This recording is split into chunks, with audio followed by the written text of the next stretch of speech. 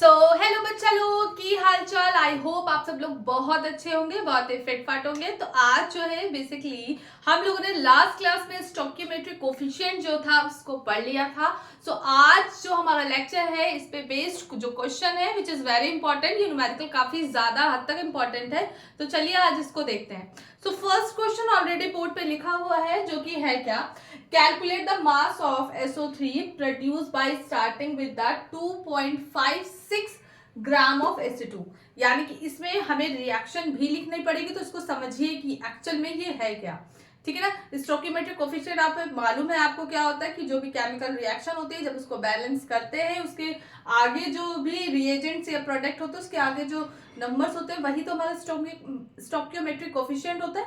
तो उसके ही बेस पर आज हम लोग न्यूमेरिकल करेंगे। ठीक है ना। अब यहाँ पे calculate the mass and of SO3 by produce by starting with the 2.56 grams of SO2। तो इसका मतलब SO2 से SO3 हमारा बना है। ठीक है ना। अब ये ऐसे तो बना नहीं होगा, एक्चुअल में इसकी रिएक्शन ऑक्सीजन से कराई गई होगी। ठीक है ना। तो चलिए पहले देख ले क्या ये रिएक्शन बैलेंस्ड है। तो ये 3 ऑक्सीजन है यहाँ पे 4 है, इधर 3 है। तो कितने नंबर से मल्टीप्लाई करेंगे, 2 से कर देते हैं। ठीक है ना। ओके। और यहाँ पर भी 2 से मल्टीप्लाई कर देते हैं। तो आप देखेंगे तो ये रिएक्शन बैलेंस होगी, 2 2 4 और 2 6, 3 2 6। ऑक्सीजन भी बैलेंस है, 2 सल्फर 2 सल्फर। तो इसका मतलब यहाँ पे रिएक्शन बैलेंस्ड है। और जो आगे के नंबर्स आपको दिख रहे हैं यहाँ पे 1 माना जाएगा। यही तो हमारा स्टोइकियोमेट्रिक कोफिशिएंट होता है। एक बार फिर से मैंने सोचा एक बार बता दूं, तो ये हमारा है। अब इसमें क्या है, हमें फाइंड करना है कि कितना मास SO3 का प्रोड्यूस होगा जब हम SO2 की रिएक्शन, मतलब SO2 से जब हम SO3 बनाते हैं तो वो ऐसे बनेगा। अब इसे मास निकालने के लिए पहले तो हमें मोल कॉन्सेप्ट का फॉर्मूला लगाना पड़ेगा। यहाँ पर बेसिकली मोल कॉन्सेप्ट कैसे लगता था याद है, number of moles of SO2 upon stoichiometric coefficient of SO2 is equal to, हम प्रोडक्ट की बात कर रहे हैं तो number of moles of SO3 upon stoichiometric coefficient of SO3। Is this clear to all? Okay. So अब हम आगे की बात करते हैं। तो NSO2 है, नंबर ऑफ मोल्स अभी हमें नहीं मालूम है। ठीक है ना। अब यहाँ पे बात करते हैं स्टोइकियोमेट्रिक कोफिशिएंट की। तो स्टोइकियोमेट्रिक कोफिशिएंट हमारा क्या है, 2 है। और यहाँ पर अगर SO3 में देखोगे तो स्टोइकियोमेट्रिक कोफिशिएंट भी यहाँ पे 2 है, 2 से 2 कटा। इसका मतलब number of mole is of SO2 is बराबर किसके है, is equal to number of moles of SO3। ये हमें मिला। अब यहाँ पर हमें कुछ गिवन है यहाँ पे जो कि हमारे लिए इंपॉर्टेंट है काफी हद तक। यहाँ पे आपको वेट दिया हुआ है। किसका वेट दिया हुआ है, SO2 का। तो नंबर ऑफ मोल्स अगर हमें निकालना है तो उसका एक फॉर्मूला भी तो होता है, वेट अपॉन मॉलिक्यूलर मास। बताइए, वेट अपॉन मॉलिक्यूलर मास से हम निकाल सकते हैं वेट कितना दिया है आपको, 2.56। और मॉलिक्यूलर मास कैसे हो निकलेगा, SO2 का कैसे निकलेगा, सल्फर का 32 प्लस SO2 में कितनी ऑक्सीजन है, 16 16 गुना 32, तो ये कितना आ गया, 64 आ गया। तो मॉलिक्यूलर मास कितना होगा SO2 का, 64। ठीक है, बात समझ में आ गई। अब इसको जैसे ही आप कैंसिल करोगे तो आपको यहाँ पर ये ग्राम पर मोल में दिया है, ये मोल में दिया है। ठीक है ना। अब सॉरी ग्राम में दिया है। ठीक है ना। तो ग्राम से ग्राम कटा, मोल आएगा। अब आंसर आपका आएगा यहाँ पर 0.04 मोल। ठीक है ना। तो ये नंबर ऑफ मोल्स किसके हैं, SO2 के। अब आपको ऑलरेडी मालूम है कि number of SO2 is equal to number of mole of SO3। इसका मतलब SO3 के भी जो मोल्स होंगे वो कितने होंगे, 0.04 मोल होंगे। लेकिन हमें सिर्फ मोल अभी आइडेंटिफाई नहीं करना था बच्चा, हमें फाइंड करना है इसका मास। ठीक है ना। तो मास कैसे निकालते हैं, अगर आपको फॉर्मूला याद हो किसी भी मास के लिए हम लोग क्या करते हैं,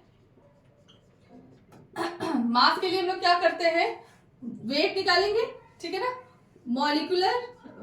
wait is equals to moles into molecular mass. Moles कितना है, 0.04। मॉलिक्यूलर मास कितना होता है बताइए जल्दी, SO3 का कितना होगा। अब SO3 में SO2 में यानी कि 64 था, अब एक ऑक्सीजन का और जोड़ दोगे कितना आ जाएगा, 80 हो जाएगा। ठीक है। तो ये 80 आएगा, SO3 का मॉलिक्यूलर मास निकाल लोगे ना, 80 आएगा। और एक ऑक्सीजन को और जोड़ दो, SO2 में 64 तो उसमें 16 और जोड़ दीजिए, 80 आ जाएगा। तो जैसे इसको कैलकुलेट करोगे, पॉइंट हटाओगे नीचे 100 आ जाएगा, एक 0 से 1 कटा। इसको जैसे ही सॉल्व करोगे हम लोग का वेट आ जाएगा 3.2 ग्राम्स। Is this clear? तो इसका मतलब है कि यहाँ पर जो मास है हमारा वो कितने ग्राम आएगा, 3.2 ग्राम्स जो है हमारा आएगा। ठीक है, बात समझ में आ रही है? क्लियर? गर्मी लग रही है बहुत। ठीक है, तो इसको नोट कर लीजिए, इसको नोट कर लीजिए।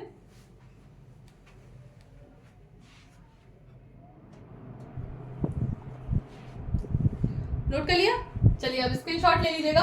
समझ में आ गया? कोई दिक्कत है? एक बार फिर से समझा दे रहे हैं। देखिए पहले आप रिएक्शन को समझिए, रिएक्शन को लिखेंगे कि भाई SO3 तो ऐसे नहीं बनेगा, सिंपल सी बात है। SO2 में जब ऑक्सीजन रिएक्ट करेगी तभी SO3 बनेगा। उसके बाद हमने इसको बैलेंस किया, बैलेंस करने के बाद you already know mole concept निकाला था। मोल कॉन्सेप्ट निकालने के लिए हमने क्या किया था, मोल कॉन्सेप्ट निकालने के लिए number of moles of SO2 मतलब जो रिएक्टेंट और प्रोडक्ट है दोनों का निकाल के अपॉन दिस स्टोइकियोमेट्रिक कोफिशिएंट, दोनों का 2-2 था तो कैंसिल हो गया। इसका मतलब नंबर ऑफ SO2 इज बराबर to number of moles of SO3, दोनों बराबर हो गए। तो SO2 का निकालने के लिए विच इज ऑलरेडी गिवन, यहाँ पे हमें क्या ग्राम्स का वेट दिया हुआ था, तो weight upon molecular weight, number of moles निकल आएगा। मॉलिक्यूलर वेट हमने निकाल लिया था, वेट था निकाला, ये SO3 का भी बराबर आएगा। अब इसका क्योंकि हमें मास इन्होंने पूछा था तो इसका मतलब वेट निकालने के लिए weight is equals to number of moles into molecular mass से करते हैं। तो SO3 का मॉलिक्यूलर मास 80 होता है, ये नंबर ऑफ मोल्स हमारा 0.04 है।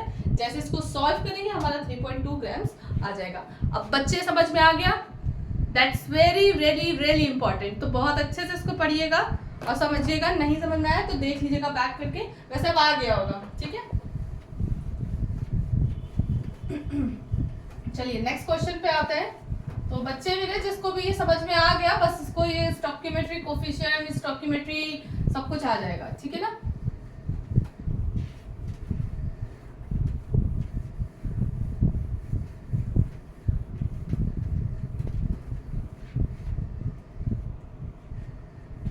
चलिए अब आगे की बात करें। क्वेश्चन नंबर नेक्स्ट है हमारा, क्वेश्चन जो हमारा नेक्स्ट है इसमें लिखते हैं how many moles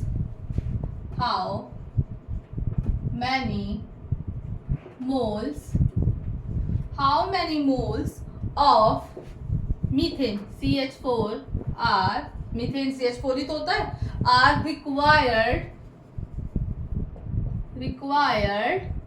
two produced 22 gram CO2। ठीक है ना? आफ्टर कंबशन, कंबशन का मतलब समझते हैं? पहली बात तो आपको ये समझना चाहिए कि कंबशन का मतलब जब हम किसी चीज को बर्न करते हैं तो उसी को ही कंबशन बोला जाता है। और कंबशन भाई कोई भी बर्निंग ऐसे तो नहीं होगी, बर्निंग का मतलब है, 10th में ऑलरेडी पढ़ाया था कि इसमें ऑक्सीजन की रिक्वायरमेंट होती है। तो चलिए इस रिएक्शन को बनाते हैं, स्टोइकियोमेट्रिक कोफिशिएंट निकालते हैं, फिर आगे देखते हैं क्या क्या। ठीक है, मेरे साथ ही सब लोग आप करिए, आप इंतजार मत करिए कि मैं कैसे सॉल्व कर रही हूँ, आपको आता है, इसको खुद से सॉल्व करिए, फिर देखिए आंसर की क्या आ रहा है। ठीक है, जल्दी से इसको सॉल्व करिए, 2 मिनट दे रही हूँ, जल्दी। चलिए अच्छा मैं बता रही हूँ। ठीक है, आप लोग करते रहिएगा, तब मैं दिखाती जाऊंगी। ठीक है ना? अब ये रिएक्शन है मीथेन की, पहले रिएक्शन बता दो, तुम लोग करते रहना। मीथेन जब भी बर्न किया जाता है, कंबशन होता है in the presence of oxygen, simple सी बात है, ऑक्सीजन से रिएक्शन करानी होती है। तो यहाँ पर 2 चीजें निकलती है, यहाँ पर हमारा CO2 गैस रिलीज हो गया, इसके साथ साथ वाटर रिलीज होता है। ठीक है ना? इतना समझना पड़ेगा आपको। यहाँ पे CO2 रिलीज हुआ, अब यहाँ पर वाटर जो है वो भी क्या होगा, रिलीज होगा। तो चलिए इस पे बैलेंस करते हैं, कार्बन 1 है, ऑक्सीजन 2 है, ओके। लेकिन अब यहाँ पे प्रॉब्लम आ रही है, यहाँ पर हमें हाइड्रोजन 4 है, इधर 2 है, तो आगे 2 लगाते हैं। जैसे ही 2 लगाया तो ऑक्सीजन भी 4 हो गए, तो कोई बात नहीं, यहाँ पे बस हम जैसे ही 2 लगाएंगे पूरी ओवरऑल रिएक्शन बैलेंस हो जाएगी। ठीक है, क्लियर? तो चलिए मोल कॉन्सेप्ट लगाते हैं। Number of CH4, number of moles of CH4, stoichiometric coefficient of CH4 is equal to, हम CO2 और इनकी ही बात कर रहे हैं तो इन्हीं को लेंगे। ठीक है, जिसकी बात करेंगे बस उसी को हमें वो करना है, स्टोइकियोमेट्रिक कोफिशिएंट ऑफ CO2। ठीक है, अब यहाँ पर बेसिकली बच्चे अगर बात करेंगे तो NCH4 अपॉन स्टोइकियोमेट्रिक कोफिशिएंट 1 है और इसका भी CO2 का स्टोइकियोमेट्रिक कोफिशिएंट बराबर है। इसका मतलब number of moles of methane is equal to number of moles of CO2। ठीक है ना? अब इसमें क्या है, हम लोग को आइडेंटिफाई करना है। So how many moles of CH4 are required to 22 grams of CO2 produce 22 grams of CO2 after the combustion. तो CH4 का निकालना तो हम CO2 का तो निकाल सकते हैं, अभी तो किया था। नंबर ऑफ मोल्स कैसे लिखाएंगे, वेट अपॉन मॉलिक्यूलर मास। तो वेट कितना दिया है इन्होंने, 22 ग्राम दिया है। मॉलिक्यूलर मास CO2 का कितना होता है बच्चा, निकालो।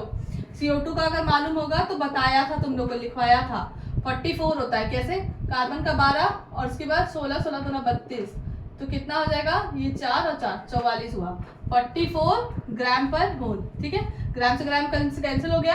अब अगर इसका वो देखोगे, इसको सॉल्व करोगे तो कितना आएगा, 1/2 मोल, या इसको ऐसे कर सकते हैं 0.5 मोल। ठीक है ना, बात क्लियर हो गई।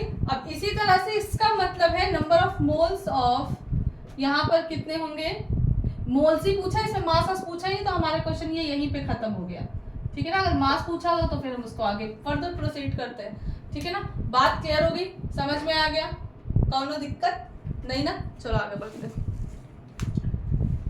सो भाई पढ़ाई अच्छे से करते जाइए, ठीक है, कोई कंफ्यूजन में पूछते जाइए। जैसे ही फर्स्ट चैप्टर होगा, सेकंड चैप्टर होगा, जैसे हम लोग ऑर्गेनिक पे धीरे धीरे बढ़ेंगे तो हमारी जो केमिस्ट्री है वो काफी हद तक इंटरेस्टिंग होगी। और पहला चैप्टर जो होता है बेटा, वो थोड़ा आपको बेसिक कॉन्सेप्ट को कहते हैं ना एनहेंस करता है, तो उसमें थोड़ा मैं कह सकती हूँ कि थोड़ा सा बहुत आराम से चलता है, या फिर सिंपल वे में कह सकते हो थोड़ा सा बोरिंग लगता है। बट हाँ, नेक्स्ट चैप्टर से जब हमें थोड़ा सा स्टार्टिंग जो है हमारा इंटरेस्ट वाली केमिस्ट्री को लेके वो शुरू हो जाएगी। ठीक है ना, दूसरी चीज ऑर्गेनिक में जो है हमारे स्टार्टिंग से ही क्या है, बहुत ही ज्यादा मतलब बहुत अच्छे से उसको जब पढ़ेंगे तो बहुत ज्यादा इंटरेस्ट आएगा। ठीक है ना, और ये भी है कि अगर ध्यान से लेक्चर देखा नहीं तो समझ में भी नहीं आएगी, तो इसलिए बहुत अच्छे से पढ़ते रहिए। ठीक है, चलिए नेक्स्ट क्वेश्चन पे आए। स्क्रीनशॉट ले लिया था, नहीं लिया होगा तो बैक करके आप उसको देख लीजिएगा, कोई दिक्कत नहीं है। ठीक है, चलिए अब हम थोड़े से टफ क्वेश्चन पे आएंगे, क्योंकि अब थोड़ा सा हम लोगों ने जो है अभी जो क्वेश्चन पढ़ा वो हाई स्कूल मतलब ये 11th के लेवल का था। अब थोड़ा सा हम लोग नीट लेवल का आएंगे। ठीक है, तो थोड़ा सा हमारा कॉम्पिटेटिव एग्जाम है उसके लेवल पे आएंगे, ज्यादा डिफिकल्ट नहीं है, लेकिन फिर भी देखिए समझ में आ जाएगा, कोई दिक्कत नहीं है, क्योंकि मैंने बोला है ना आप लोग को 11th के साथ साथ नीट की भी तैयारी चलती रहेगी। ठीक है ना, तो इसी के साथ चलिए क्वेश्चन करते हैं। नेक्स्ट वाला क्वेश्चन है, calculate the number of moles of calcium hydrogen carbonate, calcium hydrogen carbonate. ठीक है, ब्रैकेट लगा दिया, नहीं भी लगाओगे तो भी चलेगा। ठीक है ना, कैल्शियम हाइड्रोजन कार्बोनेट, ठीक, रिक्वायर्ड to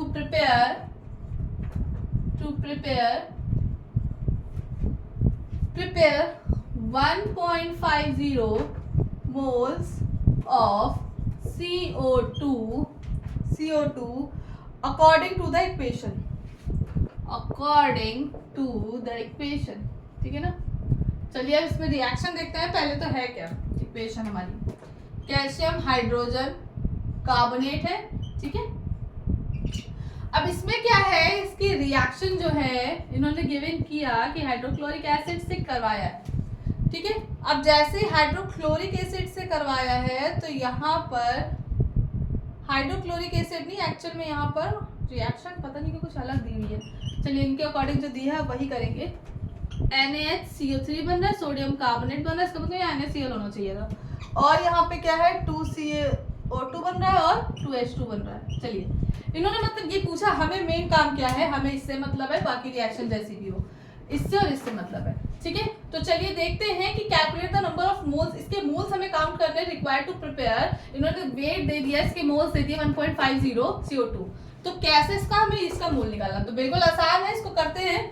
CaH कार्बोनेट का है, ठीक है ना ये, और अपॉन में stoichiometric coefficient of calcium hydrogen carbonate, ठीक है ना, is equal to number of moles of CO2 upon stoichiometric coefficient of CO2।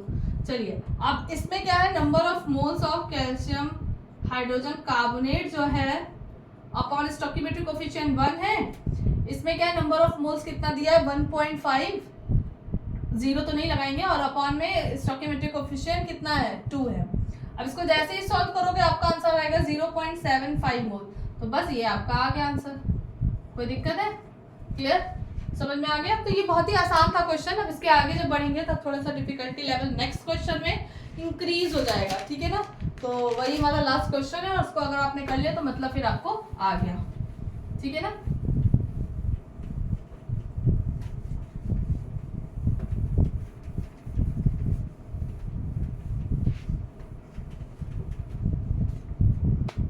चलिए अब नेक्स्ट क्वेश्चन करते हैं। क्वेश्चन है find out the mass of calcium carbonate CaCO3 that must be, ठीक है ना, that must be decomposition reaction याद है, that must be decomposes to produce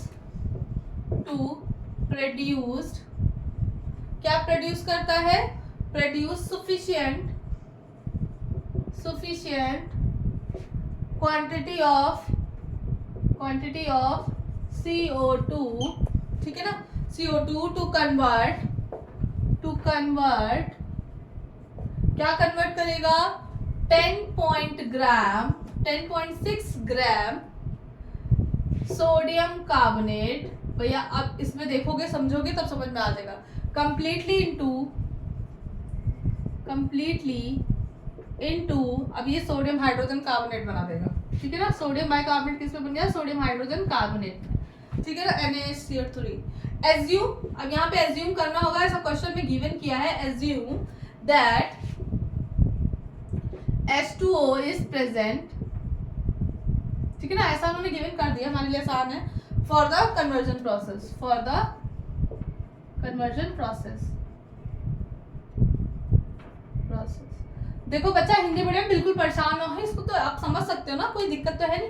तो अब इसमें क्या करना है, इसमें इन्होंने बोला कैल्शियम कार्बोनेट है, इसका हमने डिकम्पोजिशन किया। डिकम्पोजिशन का मतलब है रिएजेंट एक ही मतलब रिएक्टेंट एक ही होता है, वो क्या होता है, दो या दो से ज्यादा पार्ट में डिवाइड हो जाता है प्रोडक्ट में।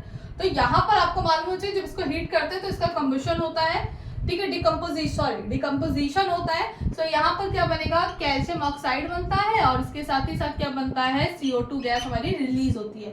तो ये पूरी ओवरऑल रिएक्शन थी, ठीक है ना। पर हमें इससे मतलब है सिर्फ और सिर्फ हमें किससे मतलब है, इससे मतलब है। अब यहाँ पर इसी से जो ये CO2 है, इसी ने क्या रोल किया, इसने रोल अदा ये किया, प्ले किया कि इसने यहाँ पर CO2 जो था मतलब सोडियम के साथ रिएक्शन करके कार्बोनेट बनाया और उसके बाद वही क्या है वाटर के साथ रिएक्ट करके सोडियम हाइड्रोजन कार्बोनेट बनाया। तो इन्होंने बोला find out the mass of CaCO3 that must be decomposes to produce the sufficient quantity of CO2 to convert 0.6 gram of Na2CO3 completely into the this। तो अब पहले तो हमें इसका निकालना है, तो पहले इसका मास निकालना है, यानी कि पहले मोल निकालेंगे, मोल कॉन्सेप्ट निकालेंगे, फिर मास उससे निकालेंगे। पहले इतना काम करते हैं हम लोग, ठीक है ना। तो ये कैसे होगा सुनना, Na2CO3 ऐसे तो नहीं बनेगा, ये कैसे बना होगा, इसकी रिएक्शन सबको मालूम होना चाहिए, किया है तुम लोग ना, बेकिंग सोडा से याद है ना बनाते थे। तो कैसे, सोडियम कार्बोनेट है, सोडियम कार्बोनेट की रिएक्शन जब कार्बन डाइऑक्साइड और वाटर से करते थे तो क्या बनता था, यहाँ पे 2 मोल सोडियम हाइड्रोजन कार्बोनेट के बनते थे। बैलेंस करो रिएक्शन को, बैलेंस करो, बैलेंस है, हाँ, एक कार्बन इधर 2 सोडियम इधर, पूरी रिएक्शन बैलेंस्ड है, ठीक है ना। तो ये बैलेंस्ड है, मैंने कर दिया ऑलरेडी। तो अगर अपने NO2 को कन्वर्ट करना है तो आपको CO2 से रिएक्शन करानी पड़ेगी, ठीक है ना। अब यहाँ पे क्या है, चलिए यहाँ पे देखते हैं, Na2CO3 हम इसकी ही बात करेंगे और इसकी बात चल रही है, ठीक है ना।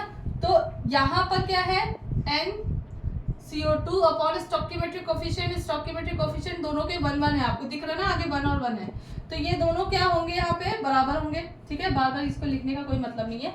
इन दोनों के मोल्स क्या है, बराबर होंगे। अब इसका अगर हमें निकालना है तो कैसे निकालोगे, Na2CO3 कैसे निकालोगे बताइए, वेट अपॉन मॉलिक्यूलर मास। और अगर तुम लोग को थोड़ा बहुत याद हो तो NO2CO3 का मैंने निकाला था मॉलिक्यूलर मास कितना होता था, 106, ठीक है ना। मॉलिक्यूलर मास कितना होता था बच्चे, 106 होता था। इसको निकाल के देखना है, या मैंने इसीलिए कहा था इसको निकालने में टाइम बर्बाद ही नहीं करना है, हम लोगों को करना है ये, ठीक है। और ये होता है 1.6, अब इसको जैसे ही सॉल्व करोगे ये पूरा कटेगा और 1/10 आ जाएगा आंसर, ठीक है। तो ये हमारा क्या है, अब आपको भी मालूम है कि ये जो नंबर ऑफ मोल्स NO2CH3 के निकले वो इसके भी बराबर होंगे, यानी कि मतलब कि कार्बन डाइऑक्साइड का मोल जो होगा वो भी 1/10 होगा। यहाँ तक बात समझ में आई? क्लियर? यहाँ तक बात समझ में आई, ठीक है। अब चलिए यहाँ पर देखते हैं हम लोग इसका मास निकालते हैं, ठीक है। अब क्या है, लेकिन CO2 मिलेगा कहाँ से, याद रखना CO2 हमें कहाँ से मिलता है। CO2 इस रिएक्शन में CO2 में रखा है, उन्होंने बोला ये यहाँ से मिला है, जब ये CaCO3 का डिकम्पोजिशन हुआ तो ये CO2 यहाँ पे आके लगाया sir, according to the question बोला गया है, ठीक है ना। तो चलिए अब यहाँ पे देखते हैं कि कैसे कहाँ से क्या हुआ है, ठीक है। सो NCaCO3, अब इसका भी हमें यहाँ पे करना होगा NCO2, ठीक है ना। NCaCO3 और NCO2 यहाँ पे दोनों में देखोगे तो स्टोइकियोमेट्रिक कोएफिशिएंट दोनों का बराबर है, ठीक है ना। तो चलिए अब यहाँ पे देखते हैं ये कैसे आएगा। अभी यहाँ पे नंबर ऑफ मोल्स हमने निकाले हैं, कितने निकाले हैं इसका हमने निकाला 1/10। इसका मतलब है कैल्शियम कार्बोनेट का भी नंबर ऑफ मोल्स कितना होगा 1/10। लेकिन हमें नंबर ऑफ मोल नहीं निकालना, हमें क्या निकालना है, इसका मास। तो बिल्कुल बहुत ही आसान है। मास कैसे निकालते हैं, मास अगर मालूम हो, weight is equal to number of moles into molecular mass. तो कैल्शियम कार्बोनेट का जो मॉलिक्यूलर मास होता है, याद रखना बच्चा, ये भी लिखवाया था 100 होता है, और ये कितना आया 1/10। 10 से 10 कितना, ये 100 से 10 का था, ये कितना आया मास, ये इतने ग्राम आया। यानी कि हमें यहाँ पे कैल्शियम कार्बोनेट के 10 ग्राम मास को लेना पड़ेगा। देखो फिर से क्वेश्चन समझा दूं, ये रिएक्शन से आपकी कैल्शियम कार्बोनेट का जैसे डिकम्पोजिशन किया, वी ऑलरेडी नो कि कार्बन डाइऑक्साइड तो रिलीज होती है। फिर अब ये हमें बनाना था, तो कैसे बनता है ये भी आपको मालूम था, आप 10 से पढ़ के आए हो। सोडियम कार्बोनेट की रिएक्शन जब कार्बन डाइऑक्साइड और वाटर की प्रेजेंस में कराते हैं तो हमारा सोडियम हाइड्रोजन कार्बोनेट बनता है। अब यहाँ पर सबसे पहले तो हमें क्या है, इन दोनों को ही निकाल के इसका कोएफिशिएंट निकालना है, क्योंकि यहाँ पर इसका वेट गिवन है, तो इसको तो हम पहले निकाल ही नहीं सकते ना, क्योंकि वहां तो दो चीजें अननोन है। तो यहाँ पे इस तरह से हमने सिंपल वे में किया, यहाँ पे कार्बन डाइऑक्साइड का भी 1/10 आया। अब क्योंकि हमें ये आइडेंटिफाई हो चुका है तो हम इसको निकाल सकते हैं। तो सिमिलरली यहाँ पे किया, ये दोनों बराबर थे, ये भी 1/10 हुआ, और इसका हमें क्योंकि मोल नहीं निकाला था, हमें मास निकालना था, तो मास के लिए हम लोग क्या किए, W = number of moles into molecular mass, तो हमने निकाल दिया। आई होप आपको ये समझ में आ गया होगा। तो नेक्स्ट लेक्चर हम लोग पढ़ेंगे लिमिटिंग रिएजेंट का, which is very very very important, ठीक है। तो उसको भी अच्छे से पढ़िएगा, वो भी बहुत ज्यादा लेंथी चैप्टर नहीं है। सो आई होप आपको ये वीडियो अच्छी लगी होगी और समझ में आया होगा। कमेंट बॉक्स में बताइएगा अगर किसी भी तरह की कोई भी प्रॉब्लम होगी, ठीक है ना। So all the best, take care, bye bye.